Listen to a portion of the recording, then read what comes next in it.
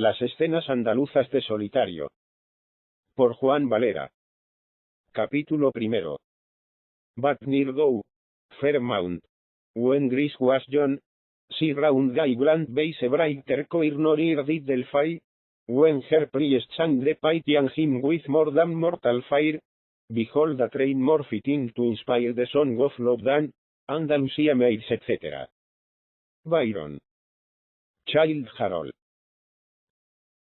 Dice el discreto y originalísimo Carlyle, que si le propusieran que su patria no hubiese nunca dominado la India oriental, o no hubiese nunca tenido a Shakespeare, elegiría sin vacilar lo primero, porque verdaderamente la posesión de la India, y las ventajas todas que puede traer consigo, aunque no faltan economistas que las pongan en duda, habrá de perderlas al cabo Inglaterra. Pero Shakespeare durará siempre. Los hombres de su misma lengua y raza, que en California y en Australia, y en más remotas y apartadas regiones, si es posible, le lean en lo futuro, se envanecerán por él de ser ingleses, o de descender de ingleses.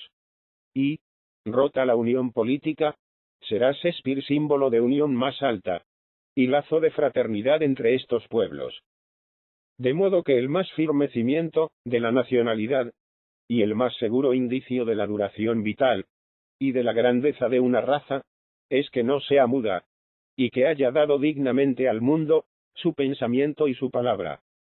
Si Camões no fuese tan español como Lope de Vega, y como Cervantes, si no le llamasen sus compatriotas mismos, príncipe de los poetas españoles, y si Portugal y Castilla no fuesen España, creeríamos que os Lusíadas eran el mayor obstáculo a la unión futura de ambas naciones. Los pueblos tienen un alma inmortal como los individuos, y Camões es el alma colectiva de los portugueses. Los pueblos que no tuvieron nunca hombres así, son pueblos sin alma. Sucede a veces, sin embargo, que este espíritu de vida, que esta inteligencia secreta de las naciones duerme, como el alma duerme en la infancia del individuo, o se aletarga sin morir en un desmayo. Pero entonces, aunque de una manera informe y vaga, se manifiesta en la poesía popular este espíritu maravilloso, y con ella deja traslucir y vaticinar su nueva encarnación y más gloriosa epifanía. Cuando el espíritu de España tuvo que decir su pensamiento al mundo, pensamiento de fe religiosa y de entusiasmo caballeresco, se encarnó en Calderón y en Teresa de Jesús, y en otros grandes santos y poetas altísimos. Hoy, como no tiene que decir pensamiento alguno, ni los poetas nos satisfacen por ingeniosos y originales que sean, ni los filósofos y políticos nos parecen originales. Estos toman, y tienen que tomar fatalmente, su pensamiento del espíritu de otras naciones, y la originalidad de aquellos proviene sólo de lo pasado, y rara vez de lo futuro, aunque en los poetas hay, y debe haber, don de profecía, con el que columbran lo porvenir en sus éxtasis y en sueños. El espíritu de esta nación anda entre tanto en busca de pensamiento nuevo. Y si bien el antiguo le va abandonando, todavía anima con él al vulgo, y le mueve a grandes acciones, como aconteció en la Guerra de la Independencia. Por desgracia, este pensamiento antiguo está ya tan fatigado y exhausto, que apenas llega hasta las clases superiores, las cuales, por una consecuencia lógica de lo que va dicho, viven sin pensamiento propio, y tomando pensamientos ajenos de aquí y de allí, producen nuestras mezquinas e infecundas desavenencias, sin responder nunca, con su valor y energía, a la energía poderosa del vulgo. Por eso, el gigantesco movimiento de 1808, debiendo encontrar semidioses, casi no encontró hombres que le dirigieran, y no pudo llegar donde hubiera, indudablemente llegado, con una dirección digna de él. Buscando, pues, pensamiento nuevo, y viviendo, a más no poder, con los recuerdos y pensamientos antiguos, está aún en el vulgo, el espíritu inmortal de la nación española, y da de sí tibia luz, en las poesías y costumbres populares. El novelista y el autor dramático se han aficionado por consiguiente a buscar y a desentrañar esta poesía y estas costumbres en el mercado, y en otros sitios, donde se cantan las seguidillas de Don Preciso, y algunas mejores aún, y se leen los romances de Ciego. Dicen los cortesanos que esto es de mal tono. Pero, ¿qué remedio, si en los salones ni lengua, ni costumbres españolas se pueden hallar ahora? En cambio los sainetes de Don Ramón de la Cruz son españolísimos, y muy españolas son también las escenas andaluzas del solitario, de las cuales vamos a ocuparnos en este artículo. Capítulo 2. Andalucía es un país predispuesto naturalmente para ser el asiento de una civilización original. Ya desde los tiempos más remotos, los turdetanos que, si no me equivoco, pues todo es posible, ocuparon gran parte de Andalucía, tuvieron, según testimonio de Estrabón, muy sabias leyes escritas en verso, y otros poemas y libros notables.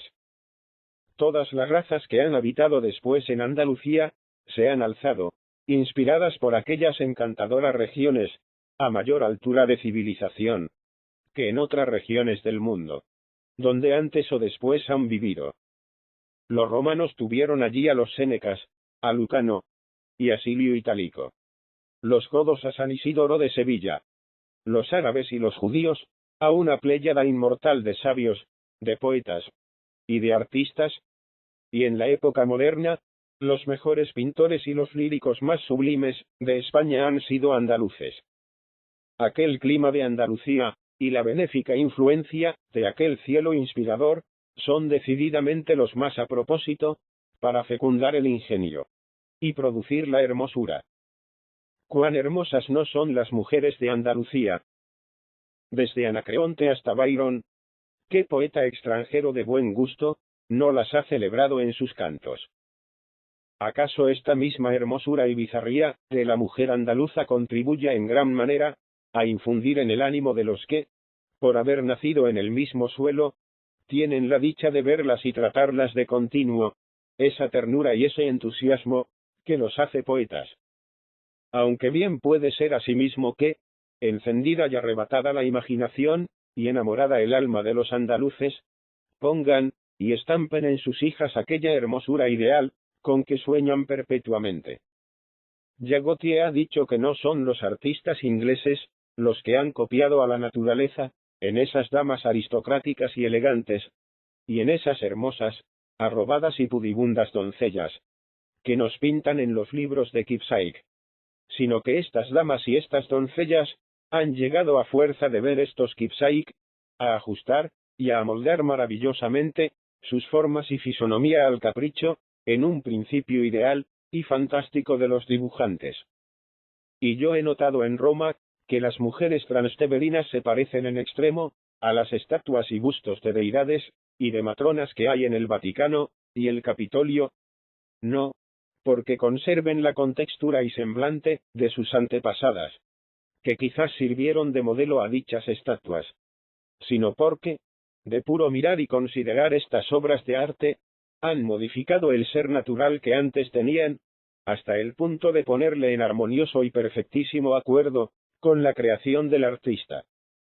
De manera que se puede muy bien asegurar, volviendo a nuestras andaluzas, que son tan hermosas por ser los andaluces tan poetas, y que los andaluces son tan poetas por ser ellas tan hermosas. ¿Por qué?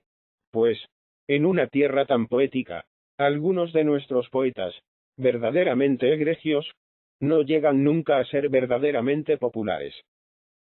Porque a unos los inspira, como a Zorrilla, el pensamiento de lo pasado, y en otros se descubre, como en Espronceda, un no sé qué de peregrino en el pensamiento, tomado del espíritu de otras naciones. Desgracia irremediable de los tiempos, no falta que se deba imputar a estos dos ingenios portentosos.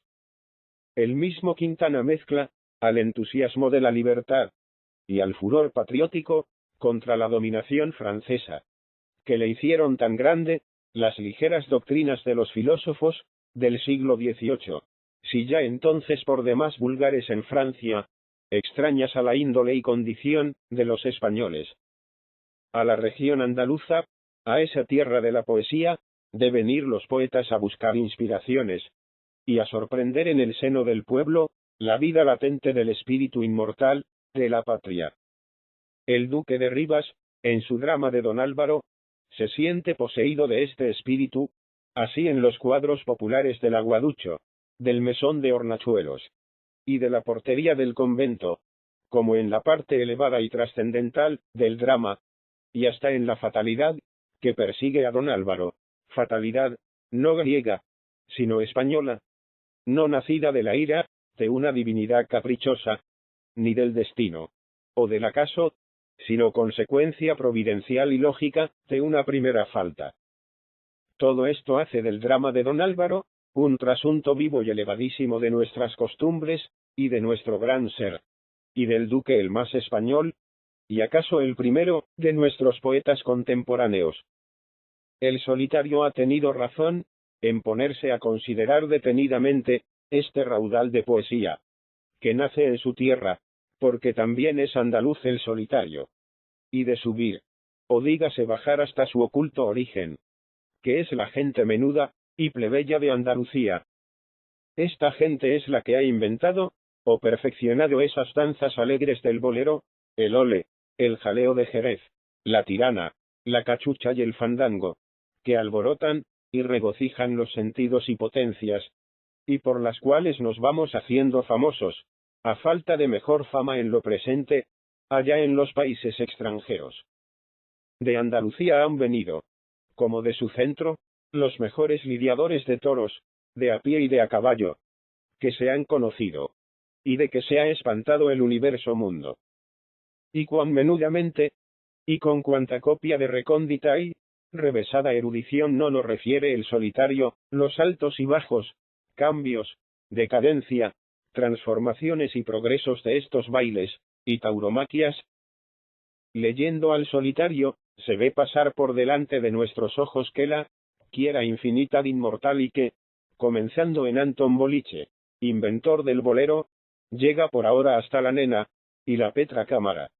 Y que partiendo del mismo Cid Campeador, que ya toreaba en Madrid, a mediados del siglo XI, se extiende hasta Pedro Romero, cantado por Moratín en una oda pindárica, y hasta Pepe Hillo y Montes que, no contentos de hacer 1000 prodigios hazañosos, redujeron ambos a reglas de arte, la manera de hacerlos, tomando ora la espada, ora la pluma. En Andalucía nació Manolito Gázquez, el rey de la hipérbole, el príncipe de la mentira poética y sentenciosa, que envuelve en sí más verdades que la verdad misma. Y el Solitario nos refiere sus agudezas y dichos memorables, como Jenofonte los de Sócrates. Pues si Sócrates y Manolito Gázquez no dejaron nada escrito que se sepa, ambos son igualmente famosos por las discreciones que supieron pensar y decir a sus discípulos y secuaces. Salieron también de Andalucía, y salen aún otros héroes, dignos sucesores de Rinconete y Cortadillo, y de Guzmán de Alfarache, que el Solitario nos pinta de realce, y con tanta verdad, que no parece sino que están vivos. Notabilidades, son estas desconocidas en la corte, en el gran mundo, y en las regiones políticas. Pero de las que pensaría cualquiera, que eran copia y remedo, muchas de estas más conocidas notabilidades. Puede que el Solitario escriba con el tiempo, sus vidas paralelas, imitando las de Plutarco. En el ínterin, con 4 rasguños y pinceladas. Que no necesita más el Solitario. Ha dado razón al mundo de quién es él, y de quiénes son sus héroes. Y ahí están Verbigracia Pulpete, Valveja, y el señor Lipende, que no me dejarán mentir. Pocos toques de mano maestra bastan a retratar a estos insignes varones, que con ser la verdad misma, todavía están circundados de una aureola de poética grandeza. Pero qué noticias y documentos, si curiosos, importantes, y si importantes entretenidos, no nos ha dado el Solitario sobre los portas y músicos populares de Andalucía, que por la gracia de Dios, y sin auxilio de academias, cantan polos, tiranas, playeras y seguidillas, como ruiseñores y ángeles del cielo.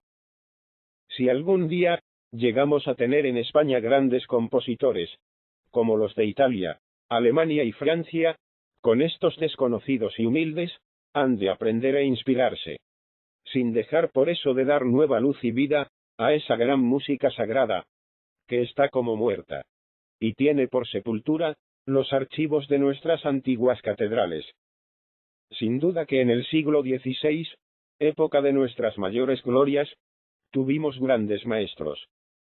Español fue el que fundó y dio leyes al Conservatorio de Música Napolitano, de donde han salido al mundo los Bellinis, los Mercadantes, los Tamburinis, y tantos otros compositores y cantores maravillosos. Y no dejaría de ser maravilloso Salinas, cuando inspira a Fray Luis de León, aquella sublime oda, que comienza: el cielo se serena, y viste de hermosura y luz no usada, Salinas, cuando suena la música, extremada por vuestra sabia mano gobernada. Pero si ha de venir nueva era de gloria musical para España, al vulgo de Andalucía, se la deberemos principalmente por habernos conservado en el tabernáculo del alma el fuego sacro de la inspiración, la forma y manera propias de nuestra música, y hasta algunas tradiciones de escuela. De toda Andalucía, dice el Solitario, Sevilla es la depositaria de los universos recuerdos de este género, el taller donde se funden, modifican y recomponen en otros nuevos los cantares y bailes antiguos, y la universidad donde se aprenden las gracias inimitables, la sal sin cuento, las dulcísimas actitudes, los vistosos volteos y los quiebros delicados. Desde luego haremos notar, añade después el Solitario, que la caña es el tronco principal y primitivo de muchos de estos cantares, y parece ser con poca diferencia la palabra gannia, que en árabe significa canto. Nadie ignora que la caña es un acento prolongado, que principia por un suspiro, y que después recorre toda la escala y todos los tonos, repitiendo por lo mismo un propio verso muchas veces, y concluyendo con otra copla por un aire más vivo, pero no por eso menos triste y lamentable. Los cantadores andaluces, que por ley general lo son la gente de a caballo y del camino, dan la primera palma a los que sobresalen en la caña, porque viéndose obligados a apurar el canto, como ellos dicen, o es preciso que tengan mucho pecho o facultades, o que pronto den al traste y se desluzcan. Por lo regular, la caña no se baila, porque en ella el cantador o cantadora pretende hacer un papel exclusivo. Hijos de este tronco son los soles, las tiranas, los polos, y las modernas serranas y tonadas. La copla por lo regular es de pie quebrado. El canto principia también por un suspiro. La guitarra, o la tiorba rompe primero, con un son suave y melancólico por mi menor, pasando alternativamente. Y son muy de notar, prosigue, los toques y particularidades de este canto, que, por lo mismo de ser tan melancólico y triste, manifiesta honda y elocuentemente que es de música primitiva. En él es verdad que no se encuentra el aliño, el afeite o la combinación estudiada e ingeniosa de la nota italiana. Pero en cambio, cuánto sentimiento, cuánta dulzura, y qué mágico poder para llevar al alma a regiones desconocidas y apartadas de las trivialidades y materialismo de lo presente. Por eso el cantador, como el ruiseñor o el mirlo de la selva, parece que solo se escucha a sí mismo, menospreciando la ambición de otro canto y de otra música vocinglera, que apetece los aplausos del salón o del teatro, contentándose solo con los ecos del apartamiento y la soledad. Así describe nuestro autor las maravillas de la caña, y de este modo, o por modo más acabado y gentil, si cabe, nos pinta y refiere todas las artes y costumbres andaluzas, mostrándose curtido en ellas, y empapado en las mejores doctrinas. Dejo de citar más, por no hacer muy largo este artículo. Pero recomiendo la lectura de las escenas andaluzas al que quiera conocer la flor de nuestras costumbres populares, y ver, casi como con los ojos, lo que es un baile en Triana, una feria en Mairena, un roque y un bronquis. al que quiera saber en qué consiste la gracia y hermosura de nuestras mujeres, y su gala, primor y aseo en el vestir, y al que quiera penetrar, con la imaginación del solitario, en este mundo de encantos, raíz, vivero y almáciga, donde se cría cuanto es verdaderamente castizo, y propio de España. Capítulo 3. Réstanos ahora defender al solitario, de las absurdas acusaciones de algunos, que suponen ser pesado su libro, y estar escrito en lenguaje anticuado, extraño y artificioso. A lo de pesadez, no tengo más que replicar, sino que no lo entienden, ni saben gustar aquella miel de azahar, y aquel venero cabalino de su libro, y que por eso les parece pesado. Quédense para quien son. ¿Acaso ellos hayan leído sin cansarse los numerosos volúmenes del judío errante, y de Martín el Expósito, traducidos en una jerigonza bárbara, y llaman con todo pesadez a encerrar, y compendiar en un libro, de 300 páginas toda la enciclopedia, de artes y ciencias, vida, hechos y dichos memorables de los bien plantados, de los decidores de chistes, de los tañedores de vihuela, de los lindos cantadores, de los montadores de caballos, de los llamados atrás, de los alanceadores de toros, y sobre todo de aquellos del brazo de hierro, y de la mano airada? Fuerza es confesar que la gente tiene en el día el gusto muy estragado, si no se complace y se deleita con estas cosas. Lo que yo estoy por decir y sostener, en vista de los tesoros que amontona y hacina el solitario en tan pocas páginas, es que en vez de hartarme, me quedo a media miel de lo que dice, y que lo gradúo, y declaro prototipo de concisión, y tácito de nuestros tiempos, en que tanto papel, y tan chapucera, inútil y desagradablemente embadurnamos. Pero aunque pecase algo de prolijo, aunque se anduviese en floreos, y se entretuviese más de lo justo, y aunque se dilatase demasiado en cosas, de poca entidad y sustancia, ¿cómo criticarle y zaherirle por ello, cuando todo el mundo sabe, y Cervantes lo confirma y corrobora, que muchos donaires y gracias, no se pueden decir en pocas palabras, y cuando acaso emplee tantas, el solitario para mostrarnos todo el primor y armonía de nuestra lengua, tan maltratada y desfigurada hoy, y tan despojada por los ignorantes de la mejor parte de su riqueza? Las escenas andaluzas son en efecto un dechado de perfección como lenguaje y estilo, y bien puede y debe estudiarlas el que desee, en vez de hablar gringo, hablar el idioma castellano, no solo puro y limpio. De aquellas expresiones necesitadas de tomar unciones, como las llama el padre Isla, y bien puedo yo atreverme a citarle, sino un idioma sonoro y rico, así en el giro de la frase, como en las palabras. Estas palabras y estas frases, que se hallan en los autores de los pasados siglos, si bien se van ya desterrando de la sociedad elegante, que habla casi francés, se conservan aún, y se oyen en los percheles de Málaga, en Triana, y en otros liceos y academias, del mismo orden y categoría. La gente que olvida su lengua, es la que se ensaña contra el solitario, y asegura que le entiende, y que paladea tan poco sus discursos, como si estuviesen en lengua hebraica. Pero éste debe contestarles lo que Fray Luis de León, a sus émulos, que casi por idéntico modo y motivo, le criticaban. ¿No conocen estos? Escribe, que el bien hablar no es común, sino negocio de particular juicio, así en lo que se dice, como en la manera como se dice. Y negocio, que de las palabras que todos hablan, elige las que convienen, y mira al sonido de ellas, y aun cuenta a veces las letras, y las pesa, y las mide, y las compone, porque no solamente digan con claridad lo que se pretende decir, sino también con armonía y dulzura. Y si dicen que no es estilo, para los humildes y simples, entiendan que así como los simples tienen su gusto, así los graves, los sabios, y los naturalmente compuestos, no se aplican bien a lo que se escribe mal, y sin orden, y confiesen que debemos tener cuenta con ellos, y señaladamente en las escrituras, que son para ellos solos, como aquesta lo es.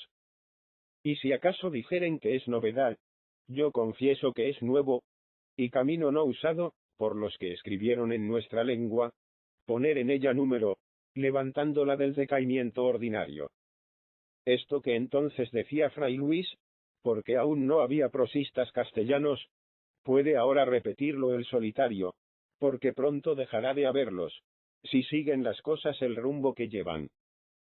Por un lado, los que solo leen libros franceses, bebiendo en ellos toda su doctrina, y dudando que haya en los españoles algo que aprender, nos traducen las ideas que suelen pillar al vuelo en aquellos libros, no con frase castiza, sino con frases y palabras francesas, pues imaginan, no conociendo nuestros autores, que la lengua española es pobre, y no se presta a traducir bien tan peregrinas novedades. Estos adulteran la lengua, y acaban lastimosamente con ella.